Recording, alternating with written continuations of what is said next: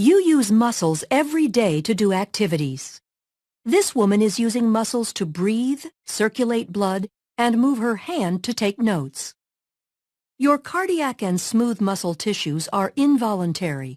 You do not consciously control their actions. Skeletal muscle works under voluntary control. Skeletal muscles are composed of bundles of muscle fibers. Muscle fibers are long cylindrical cells containing several nuclei. Muscles will contract or relax when they receive signals from the nervous system. A neuromuscular junction is the site of the signal exchange. This is where the synaptic bulb of an axon terminal and muscle fiber connect. Muscle fibers are composed of many myofibrils. A myofibril contains contractile units called sarcomeres. Sarcomeres run adjacent to one another down the length of the myofibril. Each sarcomere consists of alternating thick and thin protein filaments, giving skeletal muscle its striated appearance. The muscle contracts when these filaments slide past each other. The thick filaments are myosin, which are anchored at the center of the sarcomere, called the M line. The thin filaments are composed of the protein actin, which are anchored to the Z lines on the outer edges of the sarcomere.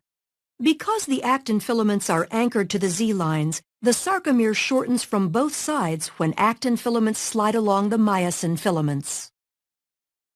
Although the action between the filaments is described as sliding, the myosin filament actually pulls the actin along its length. The cross bridges of the myosin filaments attach to the actin filaments and exert force on them to move. This action is known as the sliding filament mechanism of muscle contraction. In this model, the sarcomeres shorten without the thick or thin filaments changing in length. A contraction begins when a bound ATP is hydrolyzed to ADP and inorganic phosphate. This causes the myosin head to extend and can attach to a binding site on actin, forming a cross bridge. An action called the power stroke is triggered, allowing myosin to pull the actin filament toward the M line, thereby shortening the sarcomere. ADP and inorganic phosphate are released during the power stroke. The myosin remains attached to actin until a new molecule of ATP binds, freeing the myosin to either go through another cycle of binding and more contraction or remain unattached to allow the muscle to relax. Muscle contractions are controlled by the actions of calcium. The thin actin filaments are associated with regulatory proteins called troponin and tropomyosin.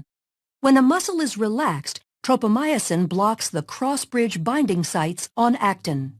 When calcium ion levels are high enough and ATP is present, calcium ions bind to the troponin, which displaces tropomyosin, exposing the myosin binding sites on actin.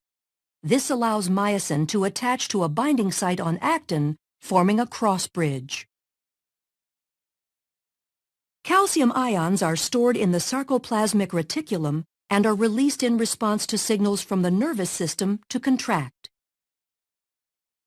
Neurotransmitter molecules are released from a neuron and bind to receptors, which depolarizes the membrane of the muscle fiber. The electrical impulse travels down the T-tubules and opens calcium stores. Calcium ions flow to the myofibrils, where they trigger a muscle contraction.